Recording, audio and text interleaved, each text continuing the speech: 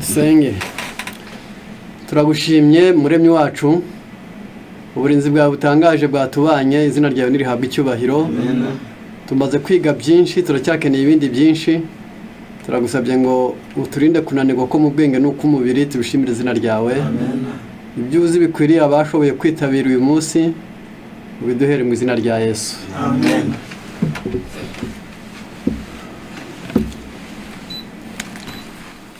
Reka tuganirire hamwe gusa ingingo enye zikomeye ku muyobozi. Kubakurikiranira hafi ijambo kuyobora ni ikintu gikomeye kisabwa ko na nyiri kugikora nawe abazi ingingo zimutegeka zimuyobora agomba kubahiriza. Hariho gusoma, gusenga, kwizera no gukora. Izo ngingo enye umuntu uzi ko ayobora abandi wese agomba kuzigiramwo uruhare, akazigiramwo umwete, akazigiramwo umugambi, akazigiramwo intego zigasangiza icyerekezo cy'ubuzima bwe bwose busigaye muri iyo nshingano yamaze kwakira. Ni ugusoma, ni ugusenga, ni ukwizera no gukora. Ibi nibyo tugiye gukurikiranira hamwe aho twifuza ko buri wese yagerageza gusoma kandi agakurikirana neza. Gusoma ni itegeko ariko ikivuzwe ni ijambo ry'Imana. Ni ugusoma ijambo ry'Imana.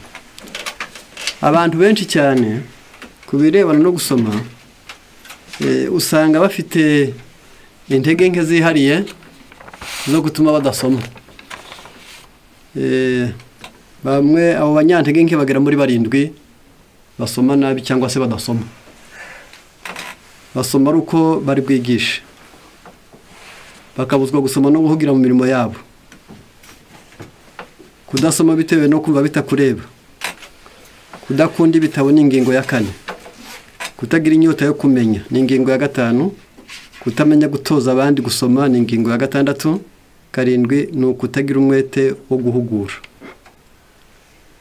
Ibyo ni ibintu ni inkomyi zigera muri 7 zituma umuntu adasoma.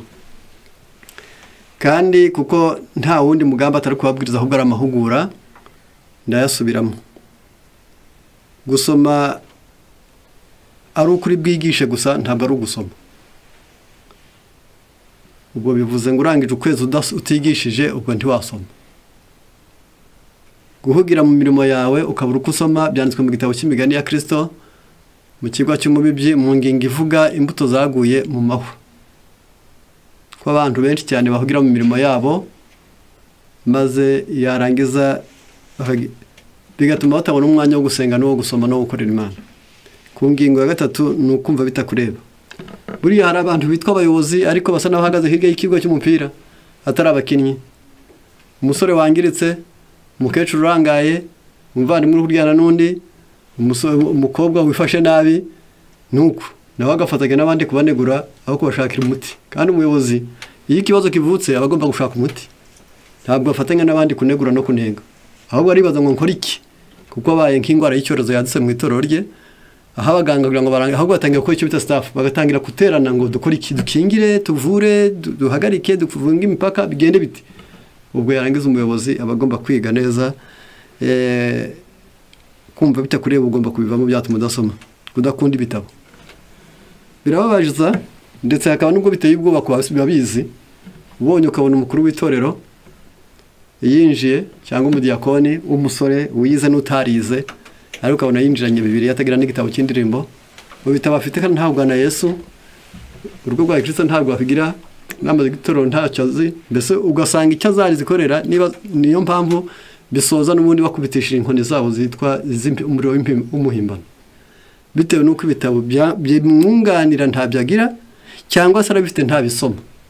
Kubw'ibyo rero ni bibi, kuko rero Bibiliya uyibajije wowe ubwawe wasanga abantu benshi cyane baragiye bahabwa inama zo gusoma. Abahanuzi barasomaga, intumwa zarasomaga, abakuru b'amatorero babwiwe gusoma, intumwa zarabwiwe gusoma. Buri bantu bose bagiye babwirwa, mbese ibyo bita gusoma no kuyobora, kugira ibyo bitabo no kugira ubuyobozi nibyo bihwanye no guheka ibintu by'Uwiteka, kuko ibyo ubuhetse sabo bantu ahubwo nayo mahame ngo yacengeze mu buyoboye. Aha rero ntabwo ndi bujye kure cyane kuri byo, ahubwo muri Zaburi igice cyaho cya kabiri haranditse ku murongo waho wa 11, mukorere Uwiteka mutinya, munezerwe muhinde imishitsi, musorye murya mwana kugira ngo atarakara, mukarimbukira mu nzira, ko umujinya wo kongezwa vuba, hahirwa abamuhungiraho bose. Musoma urya mwana, ariko mugibanze mukorere Uwiteka mutinya. Buriya muri Matayo 24 hari icyo Imana yavuze yasagisigira abo bita abagaragu, maze arangije avuga aya magambo ngiye gusoma, kandi nibwira ko abantu benshi cyane basomye kandi bakunda. Haranditswe hagira hati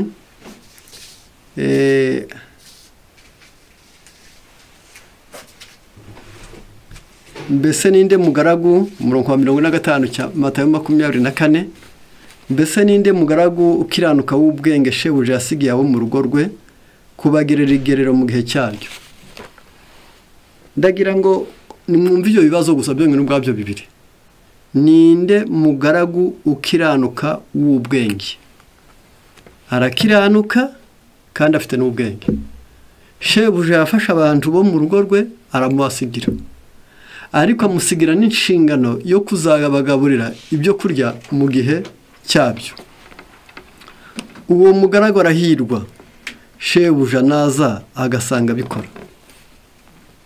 Ntabwo avuze ngo agasanga yarigeze abikora, ahubwo akamusanga mu kivi agize ati ari kubikora. Ariko ikimuteye kubikora ni uko akiranuka kandi akaba n'umunyabwenge. Umurimo w'abantu b'Imana, za nzego nyinshi navuga ngo uretse zihagarara zibwiriza dafite inshingano, ariko ni intumwa, n'abungeri, n'abigisha, n'abahanuzi, n'ababwiriza butumwa, n'intumwa z'amatorero, n'abadiyakoni. Ubwo mvuza Efeso 4 umurongo wa 11, nongera kuvuga ibyakozwe 6, mvuga n'Abakorinto ba 2:8. Aba bantu ko ari 7 bashinzwe ibintu bikomeye, kugira ngo nibura buri wese amenye neza ngo ni umugaragu ariko ukiranuka kandi w'umunyabwenge. Mu byakozwe 4 ya 20:32, byakozwe 20:32 haranditse hagira hati, iri jambo ry'Imana, umuntu w'Imana yaranditse agira ati, kandi none mbaragije Imana n'ijambo ry'ubuntu bwayo ribasha kububaka no kubahana ibiragwa n'abejejwe bose. Ahangaha Pawulo n'abakuru b'amatorero ari kubwira, aravuga ati mbaragije Imana n'ijambo ry'ubuntu bwayo. Bigaragara neza ko umukuru w'itorero, Imana n'ijambo n'abantu bazamuragira nubwo intumwa zaba zidahari. Niyo mpamvu Pawulo agiye kubasezera aravuga ati ngeweho ndagiye, ariko mbaragije Imana n'ijambo ry'ubuntu bwayo. Umuntu wese ukorera Imana, nimujya mu byakozwe 6 muzasanga umudiyakoni witwa Stefano yaraza amateka yose ya Bibiliya kugeza kuri Yesu, maze bamugize ngo arambwira aho kugira ubwoba avuga ingingo zose zivuga kwizera, impamvu arengera iby'ukuri, n'impamvu abayuda bagawe, bavuga amateka ya Aburahamu, abavuga bari mu Egiputa. Yari umudiyakoni udaheruka atorwa gusa, ahubwo yarazi Bibiliya. Ejo hatazagira umudiyakoni cyangwa umudiyakoni kazi wishara ntamenye ibyo yizera ngo yibwire ngo mbese bo bantoye, ahubwo iyo umaze gutorwa, nk'uko umusore yishora mu gisirikari, ntibamurekeraho gusa ngo mwambikire igisirikari, ahubwo agera akiga imyitozo ya gisirikari. Niko bigenda. Iyo umaze kubona utowe, uba ugomba kumenya ko ugiye kwiga cya kindi watorewe ngo kimenye neza. Kandi ntabwo wabikorerwa amahugura nk'uko gusa ngo uzabimenye, ahubwo urongera ugafata ibitabo ugakurikirana neza, mukihugura kenshi ngo mumenye icyo bintu bica kuyobora, maze nacyo kikaba ingenzi cyane. Pawulo ari kwandikira Timoteyo yamwandikiye aya magambo agira ati, ni igice cya 4 cy'urwambere rwa Timoteyo, umurongo wa 12, muri mwe haba harimo wenda mu matorero amwe harimo ari abadiyakoni ari abasore abandi ari inkumi ukurikije imiterere yaho bari bitumye hatangwa itegeko ngo ntihakagire uhinyura ubusore bwawe ahubwo uburyo ubita icyitegererezo cy'abizera ku byo uvuga no ku ngeso zawe no ku rukundo no ku kwizera no ku mutima uboneye cya cyitegererezo baduhaye batubwiye ngo ntihagagire n'uhinyura ubusore bwawe byaba bibabaje byanatangaza tugize abasore nabo b'abadiyakoni n'inkumi nazo z'abadiyakoni abagore bato b'abadiyakoni n'ubundi bacyambara nk'abashaka kwigaragaza ku isi byaba ari ikibazo oya kuko waba umaze ubwoba nk'uko batubwiye ahubwo mu ngeso zawe mu byo uvuga mu rukundo mu kwizera no ku mutima uboneye 13 kugeza aho nzazira ujye ugira umwete wo gusoma no guhugura no kwigisha tukirengagize impano ikurimo iyo wahishijwe n'ibyahanuwe ubwo warambikagaho ibiganza by'abakuru icyo nitaho n'iryo jambo rivuze ngo ujye ugira umwete wo gusoma kugeza aho nzazira muri iyi Zaburi 119 umurongo w'101 hatubwira icyatuma abantu basoma kuko byanze bikunda icyo dukeneye no gusoma hatabayeho gusoma umukumbi uragenda ugasonza ukayobega ibyuyuva n'iyujya haranditse hagira hati njya ndinda ibirenge byanjye inzira mbi zose kugira ngo nitondere ijambo ryawe simva mu mateka yawe kuko ari wowe wanyigishije amagambo yawe araryohereye ubu bugeni mu nkaka zanjye arusha ubuki kuryohera mu kanwa kanjye amategeko wigisha ampesha guhitamo nicyo gituma nanga inzira z'ibinyoma zose ijambo ryawe nitabaza ry'ibirenge byanjye ni umucyo umurikira inzira zanjye ndagira ngo wumve ko byanze bikunze iyo umuntu ari uw'Imana ijambo ry'Imana aravuze ngo ararikunda impamvu arikunze avuze impamvu aravuga ati nitabaza rijya rimurikira inzira zanjye ukaba n'umucyo nawe umurikira rero kubw'ibyo ubwo gusoma bikenewe akaba ari byiza ko abantu babyitaho menya neza ko umukuru w'itorero arasoma ni ibyakozwe 22 umudiyakoni arasoma ni ibyakozwe 7 intumwa irasoma ni urwa mbere rwa Timoteyo 4:13 abahanuzi barasomye ni Daniyeli 9 na Daniyeli 10 kandi bafitanyije gusoma no gusenga noneho no gusenga bagiye babikora kubera ko rero ni impamvu iyo iyi ngingo ntayitindaho cyane kandi nshaka ko buri wese yagerageza kuyumva nibwiye nti ni iki gituma abantu badasoma ese koko ni ukubura umwanya oya ntabwo abantu babura umwanya ahubwo usomye amagambo aheruka mu cyigisho cya 18 cy'intambara ikomeye y'igifaransa ugasoma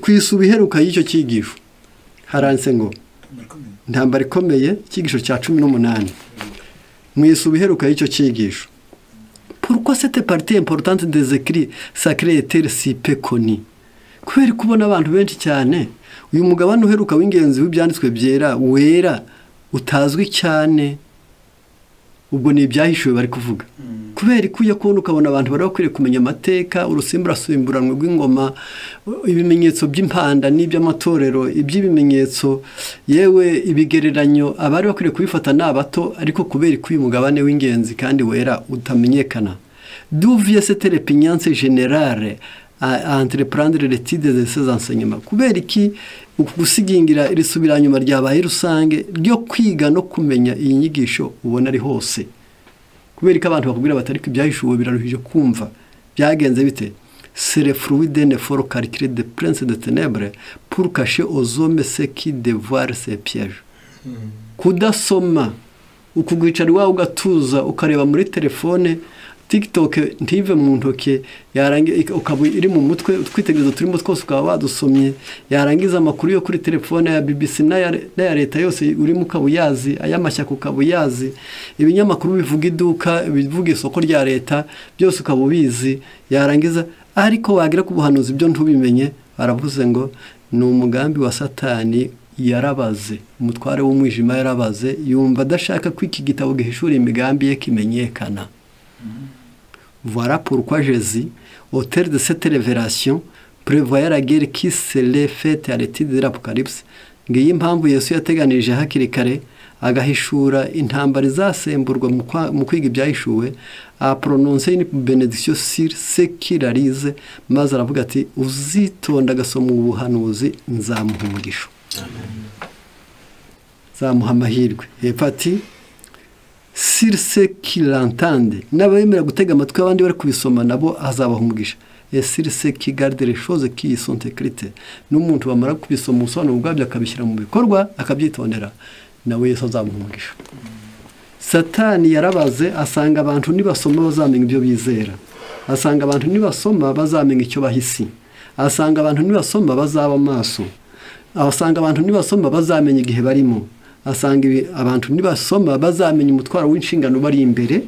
Ahitamo kuvuga ngo be kuzasoma, ategura ibyo bazasoma, ategura ibyo bazakora, ategura ibyo bazatindaho, ategura ibyo bazakunda, kugira ngo ibyo Yesu abashakira be kubisoma. Nicyo gituma nubona udasoma ni ugusohoza umugambi wo kwanga guhemukira shobuja witwa Satani, kandi nubona wasomye uzamenya ko wamwibasiye, kuko nicyo kintu gikomeye cyane. Rero bizasaba ubwo rero ubwo gusoma no gusenga ndetse no kwizera no gukora ari ibyo. Gusoma, numara gusoma uzakore, kandi mbere y'uko nubona niwe gusoma uzasenge, kandi numara gusoma uzizere humura uzabishobora. Aha ntabwo ndi buhatindemo cyane kuri iyi ngingo. Harajyamo ibyo bita gusenga.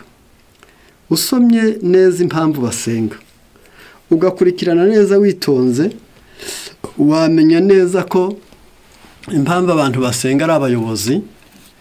Hariho isengesho rigendanwa, umuntu asenga mu mutwe ari kugendana naryo, ariyo bita gutera ku mutima. Hari urwiherero ku ngingo wageneye gushyira mu bikorwa muzisengere. Hari igisenga ry'abayobozi, aba bantu bashinzwe abandi bagomba kujya bagira igihe cyo gupfukama bagasenga. Mwijya muhura mugiye kubara amaturo gusa ngo muhure gusa, ariko mugiye kwiga ibibazo by'umwizera mwijya muhura gusa, mujye musenga nangwa muvuga ngo aba bantu batugiriye icyizere, aba bagabo n'abagore, uyu mugi duturiye, aba bantu badutoye, tuzabamurikira Imana dute ko imitima tuzayibazwa, bizigenze bite? Maze mugasenga mukungurana ibitekerezo. Impamvu y'uko gusenga irimo mu gitabo cyitwa Ibihamya umuzingo wacyo wa mbere mu Gifaransa, mu ngingo ivuga uko amateraniro yo gusenga bakoreshejemo ijambo rikomeye nakunda ko buri wese yakumva. Harimo ijambo rivuga ngo pourquoi haravuga ngo prière courte. Muri aya masengesho yo gusenga hakwiriye kuba amasengesho magufi. C'est le devoir des chrétiens de prier brièvement. Ni inshingano ku mukristo kuyasenga magufi. Il faut dire au Seigneur ce dont on a besoin. Tugomba kujya tubwira Imana yacu icyo dukennye, et non pas prier en détail pour l'humanité tout entière. Mu gihe muteranye tugasenga ari réunion de prière, tukabanze wasengera abaremwe bose, kubiteho abana, abanyeshuri, abategetsi, abari mu ntambara, abahunze. Oye, dans la prière privée, tout peuvent avoir le privilège de prier aussi longtemps qu'il est vers. Nugira amasengesho y'urwiherero uri wenyine, uzasenga uko ushaka. Être aussi explicite qu'il reprend, uzasenge nukuri mu masengesho asobanutse uko wumva bikunyuze kose. C'est le moment de prier pour ses parents et ses amis. Uri wenyine niho umuntu asengera ababyeyi n'inshuti ze. C'est alors qu'il faut présenter à Dieu ses difficultés personnelles. Icyo gihe uri wenyine niho ubwira Imana ingorane zawe bwite, ses épreuves, niho ubwira Imana ibigaragaza ufite, ses tentations n'ibishuko uhura nabyo. Burya ibishuko ni ibyo usanga, ibigaragazo ni ibigusanga. Kandi kimwe kiba kirimo ubwenge, ikindi kiba kirimo ingorane. Bivuga ngo ibishuko aba ari ubwenge bwawe buri kukujyana mu ngorane, naho ikigaragazo aba ari ingorane zawe ziri gushaka kuvana mu byo wizera. Rero mu kigaragazo urarindwa, mu gishuko ntujya urindwa, kuko niwo wagiye kuvumba ingorane. Kubw'ibyo abantu usenga Imana mu bigaragazo, wongera usenga Imana mu bishuko. Une réunion de prière n'est pas l'endroit où on révèle le secret de son cœur.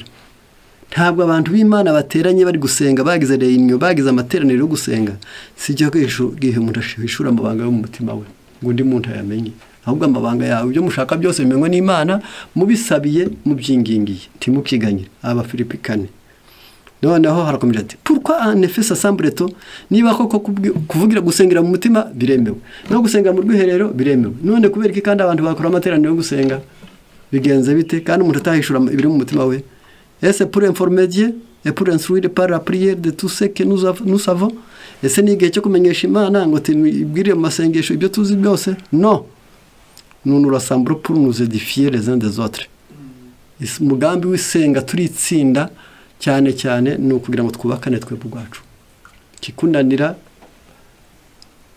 nkimenye ahakugora yarangiza ariko bitari yabiniro mu mabanga y'ubuzima ahubwo mu buzima busanzwe mbese no kugira ngo twubakane par l'échange de nos pensées et de nos sentiments n'uburyo bwo kuguranura ibitekerezo n'amarangamutima yacu afin de nous communiquer force lumière et courage tugomba tugira igihe cyo guterana nk'abayobozi tugasenga kugira ngo dukomezanye tumurikirane kandi duterana akanyabugabo en prenant conscience des espérances et des aspirations de nos frères kugira ngo icyo gihe ugundira mu mutima name byiringiro n'akayihayiho ka bene so en priant avec ferveur et de tout notre cœur iyo usenze ubikuye ku mutima kandi usenganya umwete à nous adresser à Dieu avec foi ukabwira Imana ufite kwizera nous recevons encouragement et vigueur de la source de la toute puissance icyo gihe umuntu usenganye kwizera ahakura kanyabugabo umwete nk'isoko y'imbaraga serignyo devrait être des herbeni amasengesho duhuriye hamwe twese tugiye guhuza ibitekerezo no gukomezanya ajya amasengesho yo arimo umugisha il faut tout faire pour le rendre attrayante tugomba gukora ibishoboka byose ngo baryoshye à ceux qui prennent plaisir aux réalités spirituelles cyane aryohere babandi bishimira iby'umwuka ibyo rero kwarukugira ngo tumenya neza ko tugomba kugira amasengesho agendanwa mu ntekerezo tukagira yo mu rwiherero bwite cyacu bwite tukagira n'ay'abayobozi ryo ni byatsira ryo gusenga tukagira n'ayitorero nayo burya abaho ariko mu buryo bwinshi ari igitorero risenga kuko ryatewe inyigisho z'ibinyoma zadutse ubwaka bwadutse intege nke zadutse umwiryane wadutse abizera no kwinangira kwa benshi kwabaye bigatuma itorero risenga ati reka dusenge twe kunegura twe kwangana twe kuburana ahubwo dusengere uruki gitero cyatwibasiye itorero rigasenga noneho akaba n'isenga ry'umuryango buryo itorero n'umuryango naryo ntabwo bahuza amasengesho kuko igitero cya buri muryango ntabwo gihuye n'icy'imiryango yose kubw'ibyo ndetse no mu nama tugasenga muzabisanga aho abagiye kujya mu nama bose b'abayobozi agomba kuviwe yasenze kandi yasohora ntasohorere muri mutubwira amakuru ahubwo agasohorera mu cyigisho gihuza imitima ngo bose bamenye ko bagiye kwinjira mu nshingano ikomeye y'Imana maze imitima yose yegerane n'Imana kugeza ubwo mu gitabo cyitwa ibihamya umuzingo wacyo wa 3 reka ndebe ko mugenzi wanjye agifite maze yarangiza ndebe ayo magambo iyo tugeze mu nama nabwo turasenga mu kigwa kitubwira ngo amateraniro y'inama reka nyasome murebe ko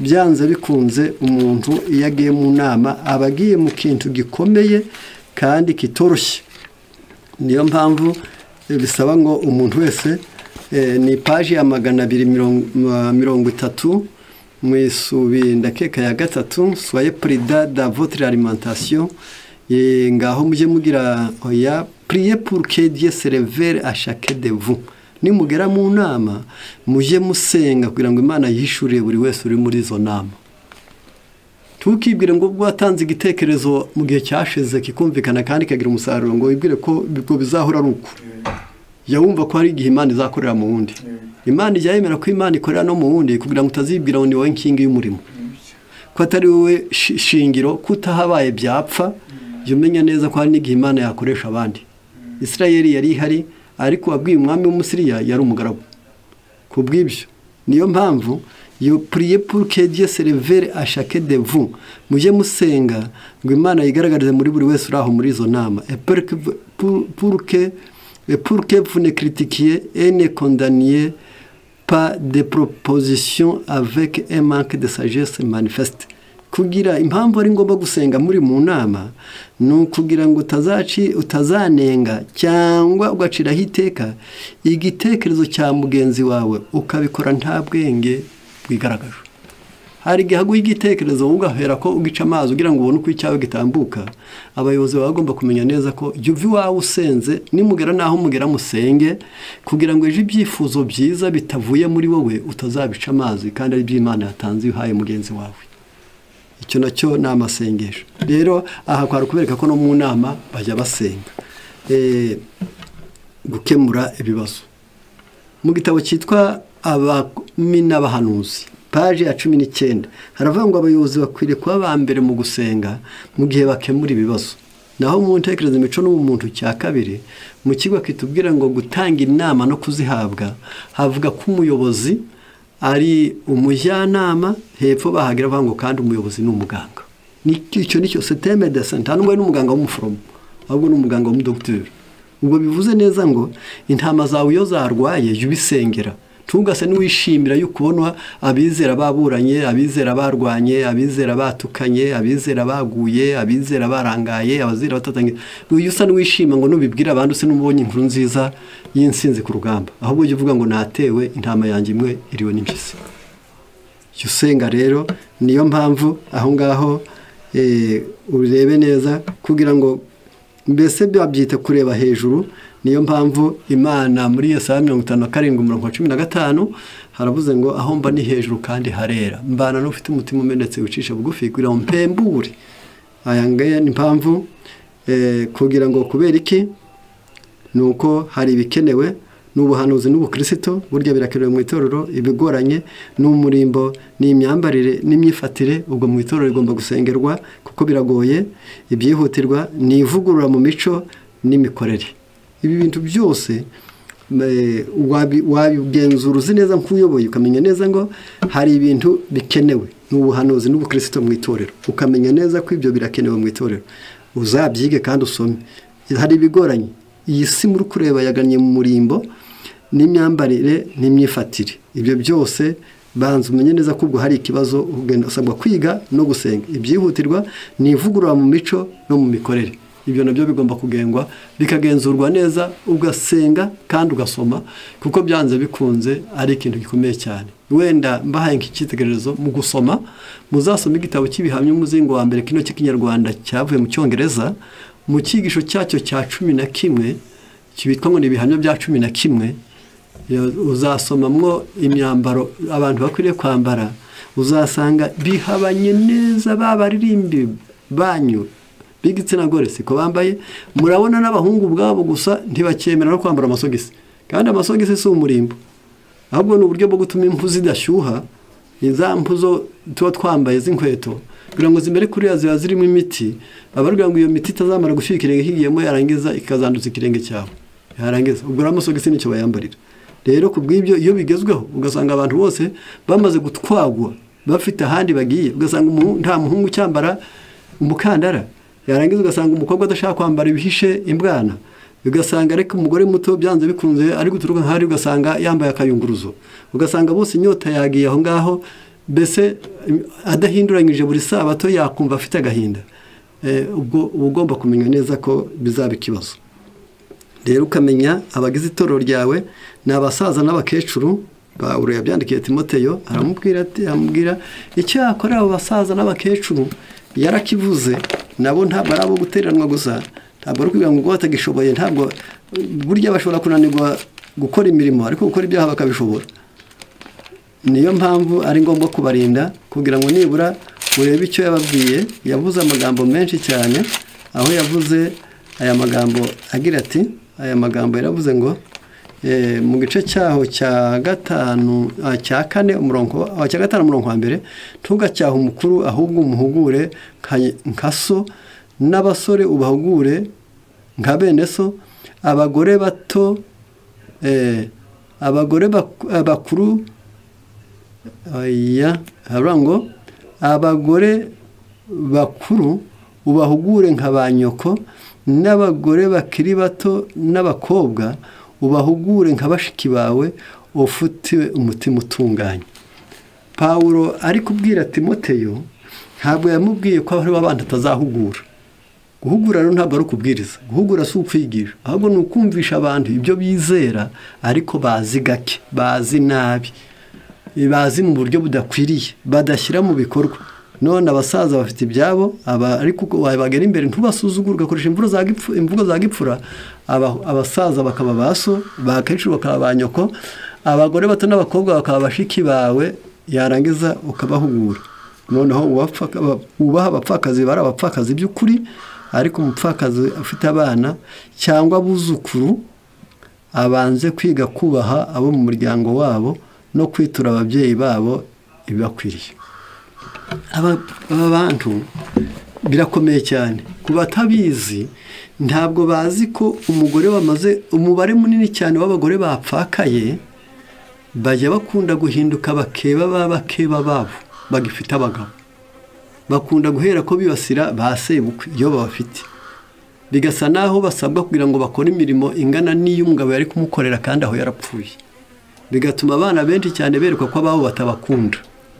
Hakaba n'imiryango itazi kuzirikana ababo iyo abana b'ababo basize ngo bazirikane n'abapfakazi babo. None aravuze ngo uzabiteho nabo, ariko mu kubahugura uzanababwira uti abana bawe uzamenye ko bagifite ba sekuru, uzamenye ko bagifite ba se wabo, uzamenye ko bagifite ba nyirasenge. Ejo n'ubundi nyir'umupfu niwe uherera hanuka. Hari igihe bizaba ngombwa yuko bakwitaho, cyangwa se be kukwitaho bite ku babo, cyangwa se nihavuka ibibazo bikomeye bazaba ari bo bakemura, baza gukiranurira abana bapfuye imirimo ko ari bo bazaba bazi imbago z'imirimo yabo.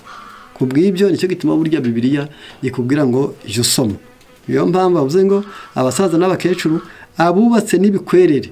Ubwo mvuze ngo abubatse n'ibikwerere, kuva ku myaka 20 umuntu yemerewe gushatangira kurambagiza 22 nibura agashyingirwa, wenda 25 akaba afite umwana, akazaba afite umwuzukuru afite imyaka 50.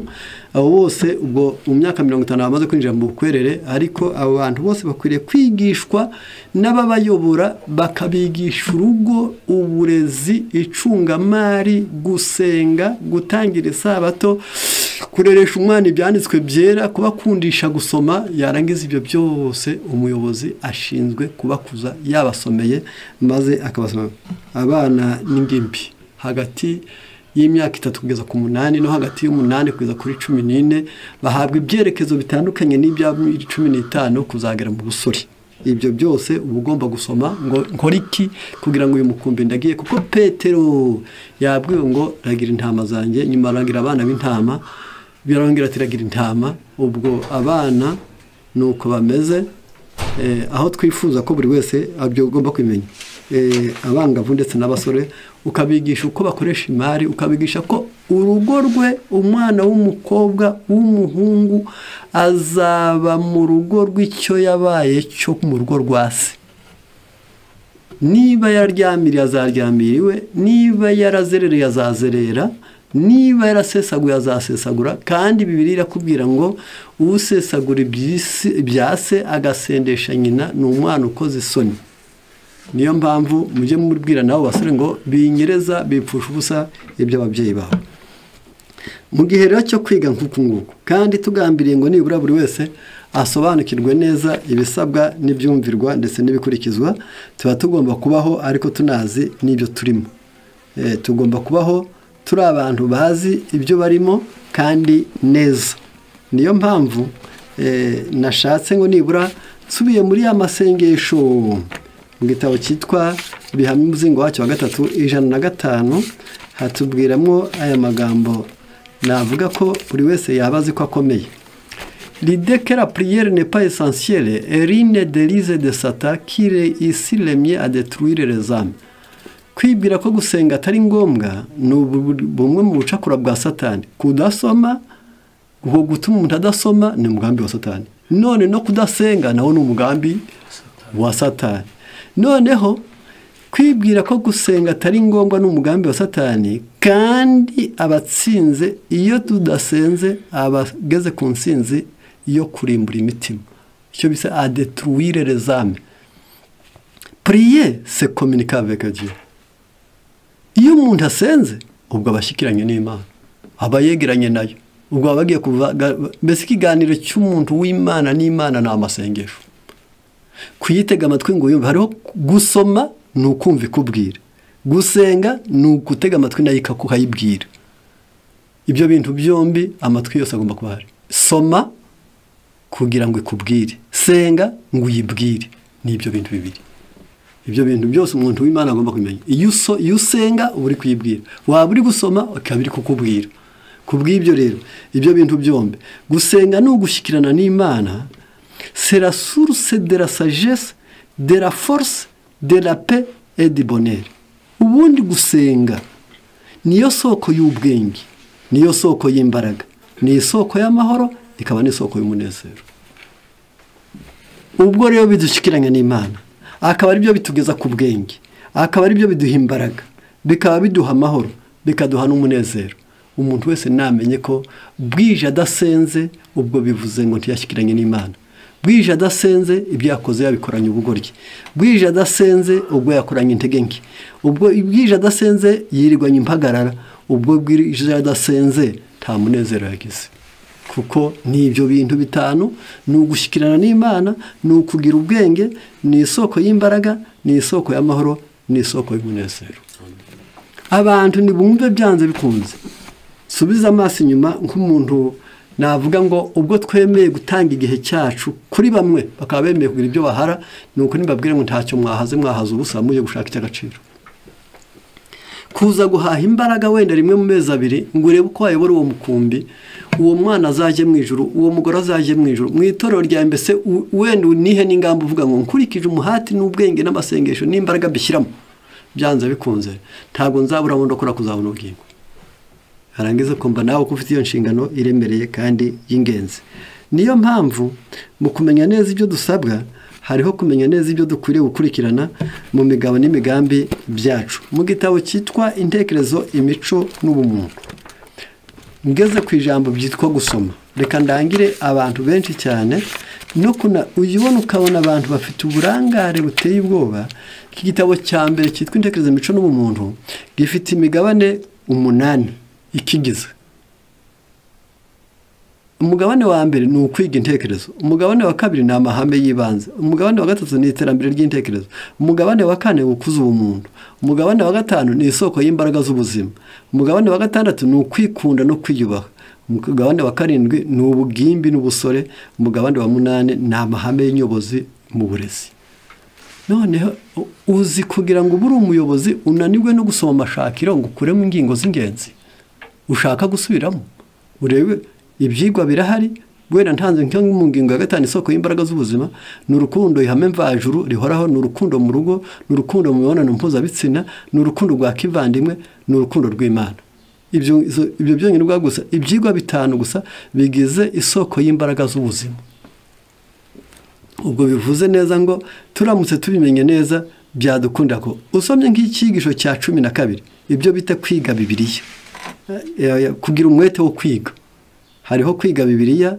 n'intekerezo ndetse no kugira umwete wo kwiga ibi byigisho cya 11 n'icya 12 reka mbivugeho gusa byonyine ubwabyo gusa hanze ngo ijambo ry'Imana rigomba kurufasa rw'ibyo abantu biga byose ni page ya 91 ni 89 n'amapaje abiri agiye avuga ijambo ry'Imana rigomba kuba urufatiro rw'ibyo abantu biga byose iyo ryizwe mu buryo bwitondewe amagambo yahishuwe akangura intekerezo kimwe n'umutima kandi akabikomeza mwumve yuko gusoma ari byiza iyo usomye mabara gusoma ukongera ukabyiga ubwo iyo wavuze ngo urasomye kandi urabyize ni nko gusoma uti intama zizaje iburyo ni ryari umuntu azaba intama iteye ite irushika ihene yo iguye he yarangiza iyo miterere caractérologie izabyo iyo kwiga ngo umenye ngo byerekeje kuki iyo ugiye gutandukanya urukungu n'amasaka ngo mbe bimeze bite amasaka bigenze bite ubu buri kwiga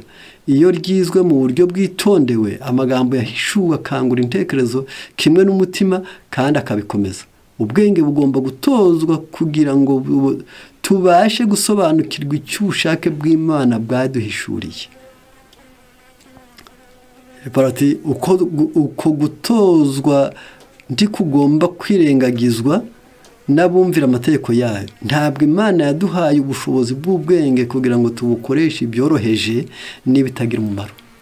Imana mu kuduha ubushobozi bw'ubwenge ntabwo kugira ngo tujye twikorera ibyoroheje gusa, ahubwo ni ukubikubitamo n'ibikomeye.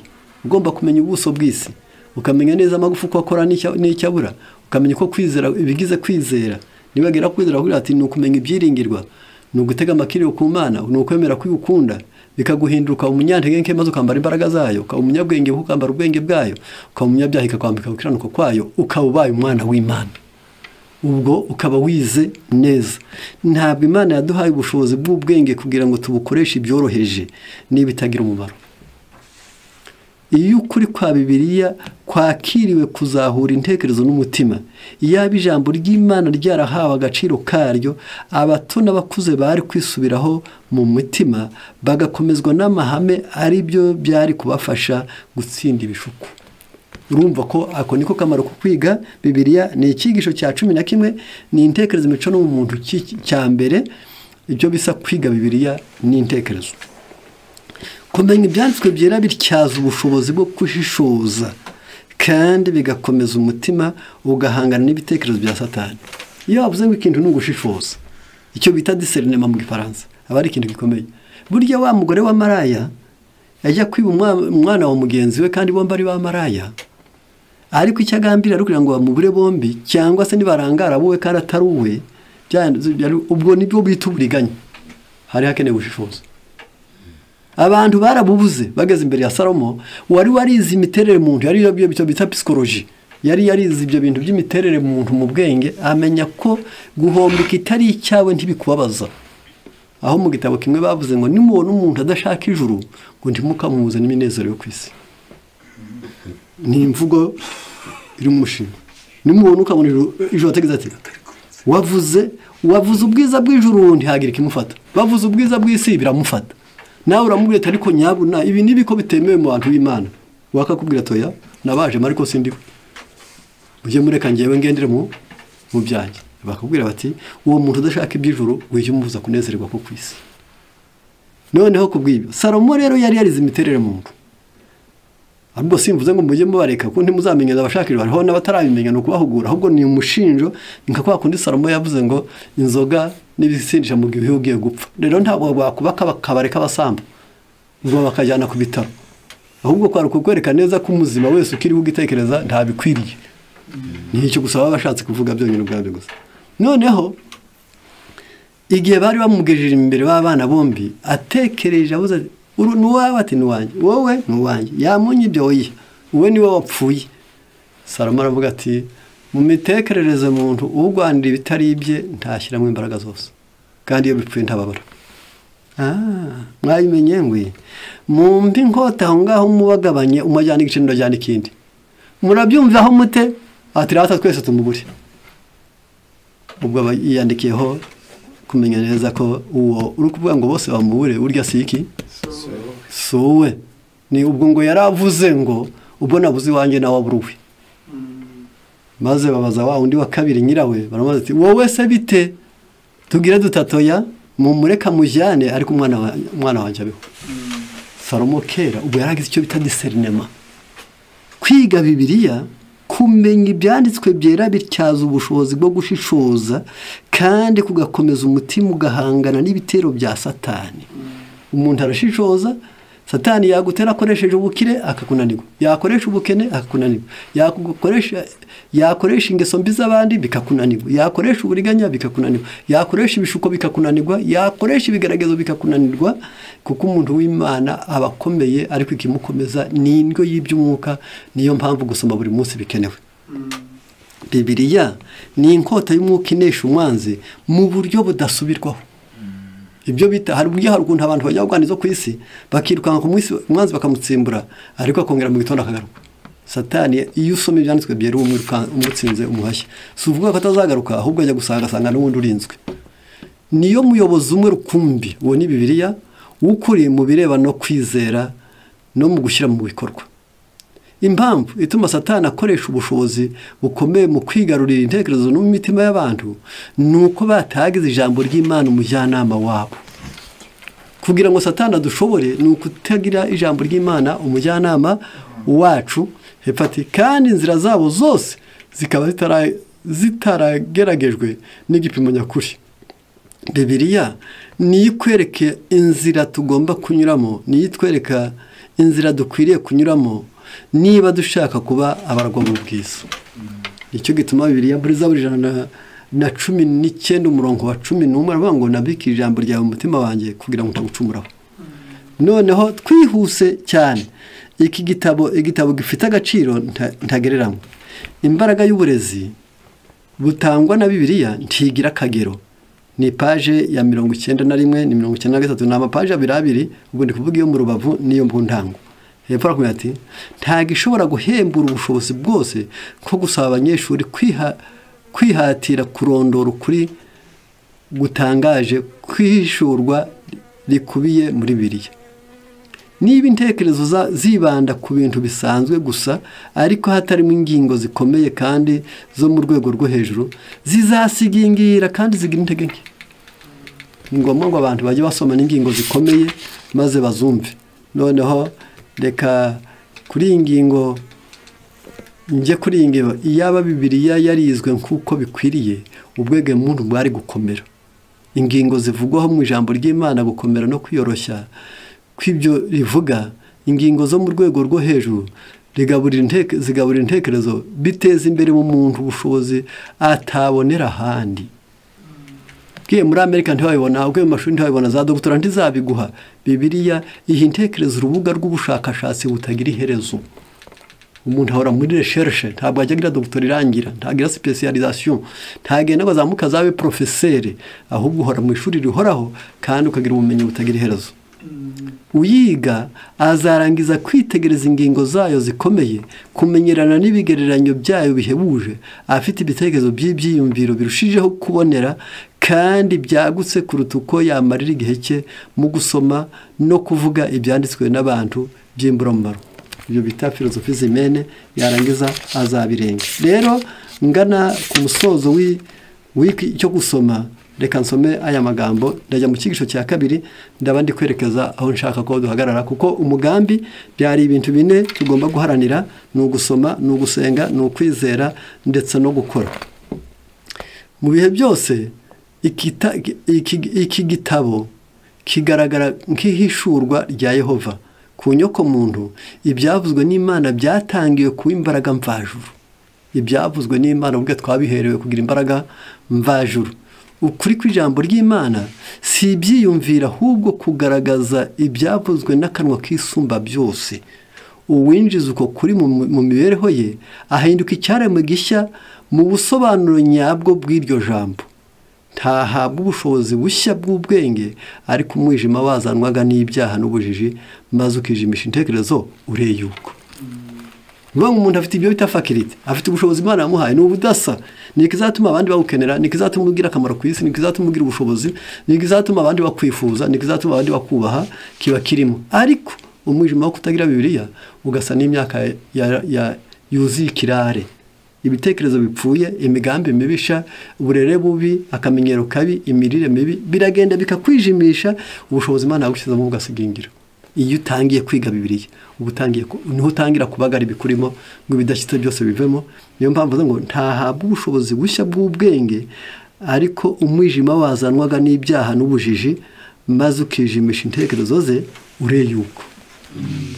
Ngaya amahirwe yo kwiga Bibiliya. Noneho tekereza abayobozi aribo babigize rero. Noneho gutoza ubwenge birakenewe. Gutoza ubwenge nicyo kintu dukeneye nk'ubwoko bw'Imana kugira ngo dushobore gukemura amakene y'iki gihe. Ni cya cyigisho cya 12 rero cy'igitabo. Gutoza ubwenge. Yumenyera kuvuga n'ibitabo mu mutwe. Yumenyera no gushyira amasomo mu mutwe. Umenyere indirimbo uririmba udasomye. Yarangiza ubwenge bwawe bwuzuremo ibindi bintu by'iby'Imana bibona umwanya muri wowe, kugira ngo yaba ari indirimbo.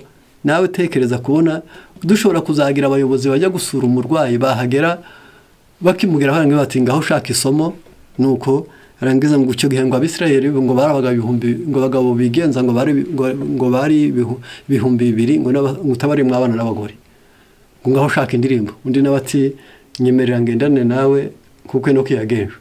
Sawa. Mbese nukubona abayobozi batazi n'igikenewe basanze umurwayi.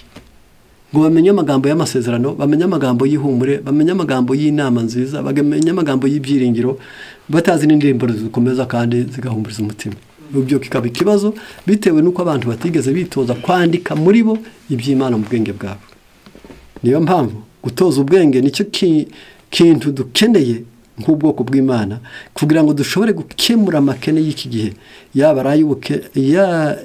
ari ubukene gukomoka ahaciriritse cyangwa se gutura ahantu hatakunejeje. Ntabwo byaba inkomyi kudatoza ibitekerezo. Zitoze nubwo waba utarize cyane, witoze nubwo waba uri umukene, witoze nubwo waba utuye habi, ariko nawe urakenewe. Kwiga kose kugira ingorane ariko ntugacike intege. Kwiga kose kugira ingorane ariko ntugacike intege.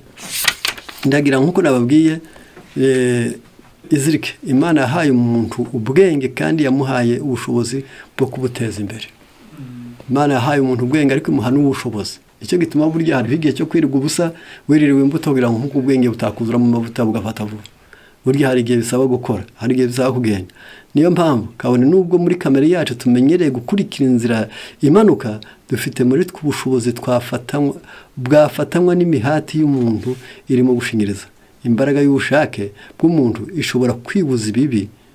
Imbaraga y'ubushake bw'umuntu ishobora kwibuza ibibi. Mu gitabo nshaka gusoma kandi ndi bugande cyane ko aho twaganiriye nashakaga ni ukumenya ngo nibura tuba abantu basoma, kuko noneho tumara kuba abantu basoma yarangiza bizadufasha ubwenge bwacu buzakura, kuko turiho mu gihe giteye ubwoba kandi gishaka ubumenyi, kandi nifuza ko buri wese yabwira. Mu gitabo cyitwa kubana n'Imana buri munsi, mu kwezi kwacyo kwa mbere ndasomamwo aya magambo navuga ko ndi busome, ariko nshaka kugira ngo muzirikane neza. Prier dès le matin, mujye musenga uhereye mu gitondo. Iri jambo ryonyine ubwaryo gusa nshaka ravuze ngo dès l'aurore nos premières pensées devraient se lever vers Jésus pour implorer sa présence. Umuseke ukitangira gutambika, intekerezo zacu zikwiriye kwerekera ku Mana kugira ngo nibura yemere kubana natwe, maze twiyandikeho ngo samwa dire Seigneur vous ne pouvez rien faire. Kuko uri bubyuka ukajya gukora, wiyandika mu bwenge bwawe umaze gusenga mu rukere, uvuga ngo kuko ntacyo mushobora gukora mutamfite.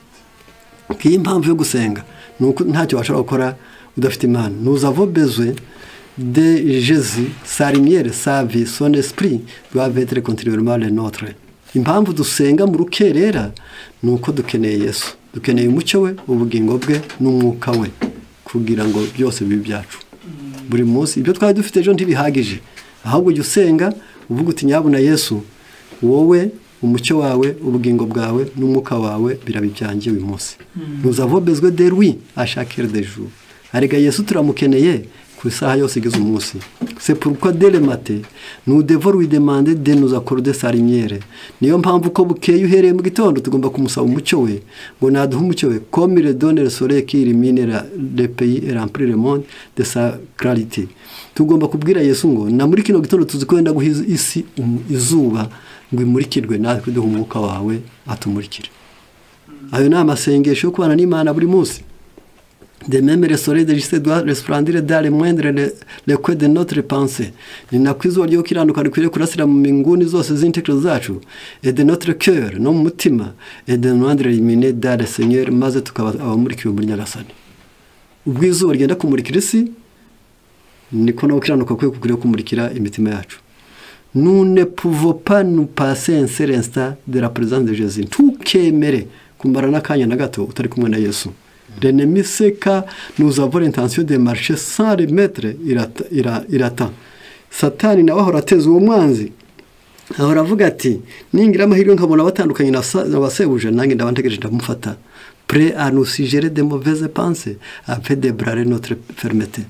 Iyo utandukanye n'uwo Yesu utasenze ngo akube hafi, nawe ahera ko akiyadukiza akagutiramo intekerezo mbi kugira ngo akunyeganyeze. Niyo mpamvu dukeneye gusenga rero.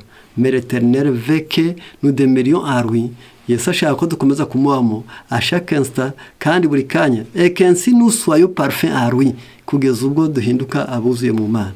cyangwa se ashyikiye mu Mana. Ya pour but de rendre chacun de nous parfait à lui.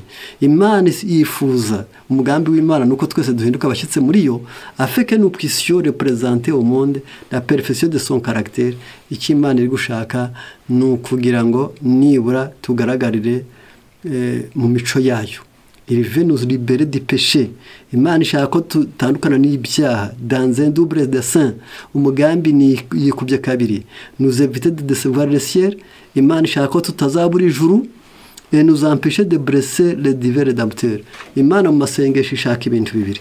Ishaka ko tutazabura ijuru kandi tudukomeretsa umucunguzi wacu. Ubuzima bwa none twe gukomeretsa Yesu kandi twe kuzabura ijuru. Para community.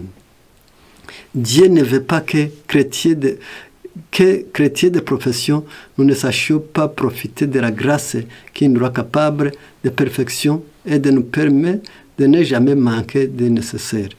Imana ntabwo ishaka ko tuba abakristo bo kwizina gusa, ahubwo ishaka ko tuba abakristo buzuye ubuntu bw'Imana kandi bashoboye gutungana bikazaduhesha kubona ibikenewe. La prière et la foi, iyo gusenga no kwizera bijyanye, peuvent faire ce qu'aucune puissance humaine ne saurait accomplir. Muhumure, iyo umuntu yasenze afite kwizera bishobora kumugeza ku musaruro atagezwaho n'imbaraga za kimuntu. Wiriwe mu by'Imana byagira umusaruro, wasiga utunganira iby'Imana wajya mu byawe wakora gato bigatungana ari byinshi. Iyo mpamvu nusomera rema place des fois dans les mêmes circonstances. Muhumure, nta bantu basangira ingorane. Sans cesse, nous avons devant nous des situations et des épreuves nouvelles pour lesquelles l'expérience du passé ne peut être un guide suffisant. Ni ukuri si ugushidikanya, buri munsi duca mu bigeragezo bishya, aho inararibonye mu gihe cyashize itadushoboza gutsinda. Nous avons besoin de la lumière qui procède du ciel. Buri munsi dukeneye umucyo uvuye ku Mana kandi tuboneshwa ari igisubizo cy'amasengesho. Jésus envoie toujours ses messages à ceux qui le suivent. Arega, abantu bakurikira Yesu nawe ahora bohereza intumwa zimuvuyeho. Noneho ndagira nti ntagiye kure cyane kuri ingingo, reka turebe ati ine prière toujours agréée, ndabangana ku musozo, dore hari sengesho rihora rikenewe. Préserver dans la prière, veiller avec action de grâce. Mujye muhora musenga, mushingiriza mu gusenga kandi murinzwe n'ubuntu bw'Imana. Il n'est pas derrière ni des circonstances où une prière ne soit de saison.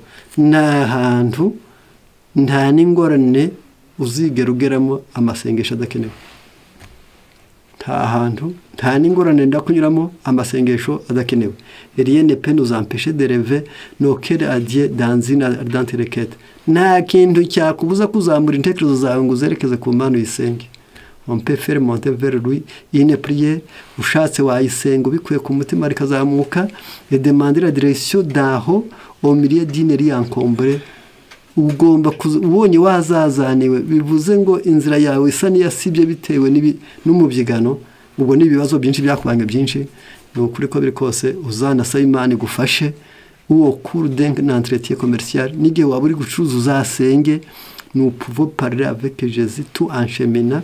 Yesu ni mujye muvugana ucuruza mu nzira y'akajagari muri yarangiza, ndetse yavuze ngo igihe ugenda il nous dit je suis à ta droite, azajya gusubiza ngo arega nange ndi iburyo bwawe. Il nous est possible d'être dans l'intimité de notre cœur.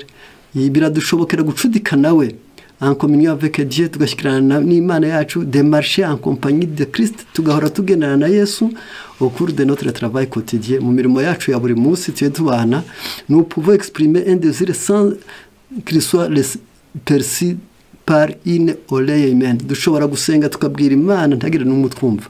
Mais ce vœu silencieux n'est pas perdu. Muhumure, ntawe ujya asenga rwihereranwa mu mutima acecekeye ngo maze iryo shengesho rizimire. Rien ne peut tout faire.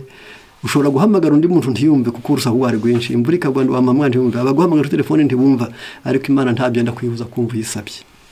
Rien ne peut étouffer le désir de l'âme. Nta byashobora gukamura kuzuburizamo ibyifuzo by'umutima. Il se lève au-dessus des bruits de la rue. Ijwi ryawe risenga Imana risumba urusaku rwo mu nzira. Au-dessus des vacarmes de moteur. Iyo nsaku za moteur ari nyinshi, muranasenga Imana kumva. C'est-à-dire que nous parlons et notre prière est entendue. Muhumure ni Imana tuba tubwira kandi isengesho ryacu rirumvirwa. Toutes les quêtes instantes. henda ryose rihoraho qui demande la grâce et la puissance divine. Iryo henda rikaba ari gusaba ubuntu bw'Imana n'imbaraga z'ijuru. Sera exaucé, muhumure tuzasubizwa. Demandez à Dieu qui vous accorde ce que vous êtes incapable d'obtenir par vous-même. Yubwira Imana kugukorera icyo utashobora kwikorera wowe ubwawe. Dites tout à Jésus.